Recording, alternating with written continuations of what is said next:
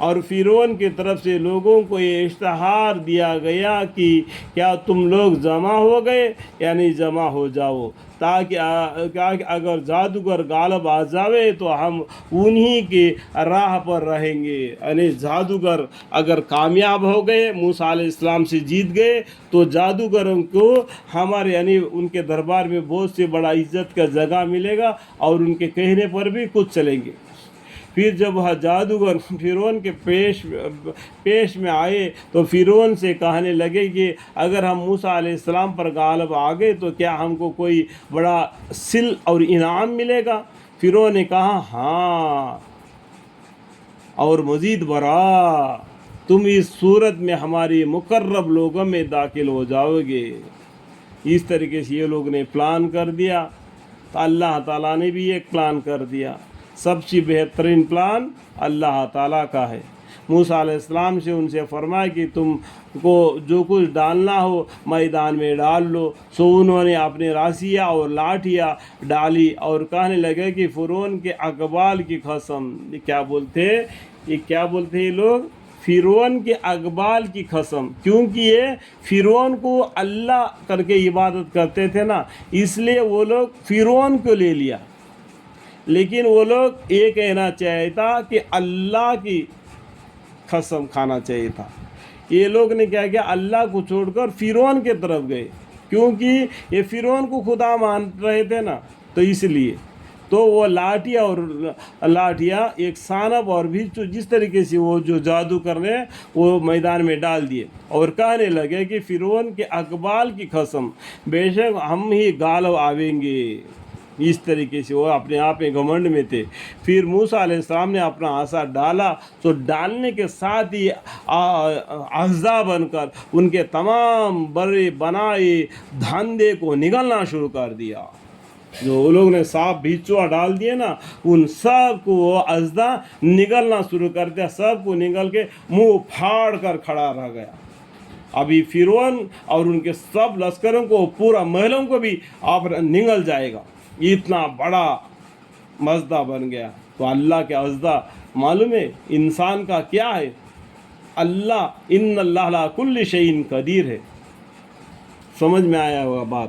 سو یہ دیکھ کر جادوگر ایسے ماسار ہوئے کہ سب سجدے میں گر گئے، بالکل ڈر گئے۔ یہ جادوگر کیا ان کو معلوم ہو گیا کہ یہ خدا کا یہ معجزہ ہے، اس کے سامنے جادوگر کامیاب نہیں ہو جائیں گے۔ تو انہوں نے کیا؟ سجدے میں گر گئے اور پکار کہنے لگے کہ ہم ایمان لائے رب العالمین پر۔ دیکھو رب مطلب بہووچن میں تمام لوگوں کا مالک کون ہے؟ ایک اللہ ہے، رب العالمین، جو موسیٰ علیہ السلام اور ہارون علیہ السلام کا بھی رب ہے۔ فرعون کہنے لگے کہ کیا تم موسیٰ علیہ السلام پر ایمان لائے؟ بدون اس کے کہ میں تم کو اجازت دوں۔ دیکھو موسیٰ علیہ السلام پر اور اللہ پر ایمان لانے کے لیے فرعون کی اجازت لینا، کتنا جاہلیت میں پڑا ہوا ہے فرعون۔ ضرور معلوم ہوتا ہے کہ یہ جادو میں تم سب کا استاد ہے، جس سے تم کو جادو سکھلایا، سو اب تم کو حقیقت معلوم ہوئی جاتی ہے، اور وہ یہ ہے کہ میں تمہارا ایک طرف کا ہاتھ اور دوسری طرف کا پاؤں کٹواؤں گا، اور تم سب کو سولی پر ٹانگ دوں گا تاکہ اوروں کو عبرت ہو۔ انہوں نے جواب دیا کہ کچھ حرج نہیں، ہم اپنی مالکی کے پاس جا پہنچیں گے، جو کچھ تم کرنا ہے دل کھول کے کر لے، ہم کو کیا کرے گا؟ جان سے مارے گا، اتنا ہی نا، مارنے کے بعد ہم کہاں جائیں گے؟ ہمارے اللہ کے پاس ہی جائیں گے۔ دیکھو فرعون اتنا سرزمین میں اتنا سزا دیتا تھا کہ فرعون کے ڈر سے کوئی ایمان نہیں لاتا تھا۔ اس کو فرعون کو میکھے والا بھی بولتے، وہ ہاتھ پاؤں میں میکھے مال کے وہ یہ لکڑی پر ٹانگ کر رکھتا تھا، جسے چڑیا نوچ کر کھا لیے۔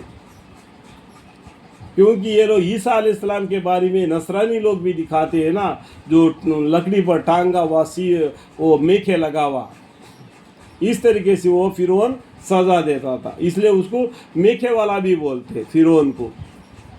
یہ لوگ اس طریقے سے یہ عیسیٰ علیہ السلام کو بارے میں کہتے کہ یہ بالکل قرآن اسے قطع منع کرتا ہے، عیسیٰ علیہ السلام کو نہ ہی لوگ نے سولی چڑھایا، نہ ان لوگوں نے ان کو مارا، لیکن اللہ تعالیٰ نے ان کو آسمان کی طرف اٹھا لیا۔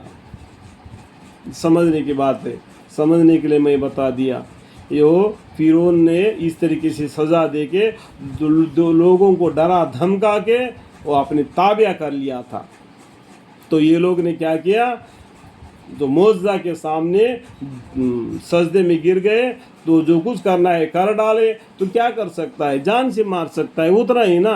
اور مرنے کے بعد ہم کہاں جائیں گے، اپنے مالک کی حقیقی اللہ کے پاس جائیں گے۔ جو ہماری غلطی ہے اس سے ہم نے توبہ کر لیا، اللہ تعالیٰ معاف فرمانے والے غفور الرحیم ہے۔ یا ایھا الذین آمنوا توبوا الی اللہ توبۃ نصوحا۔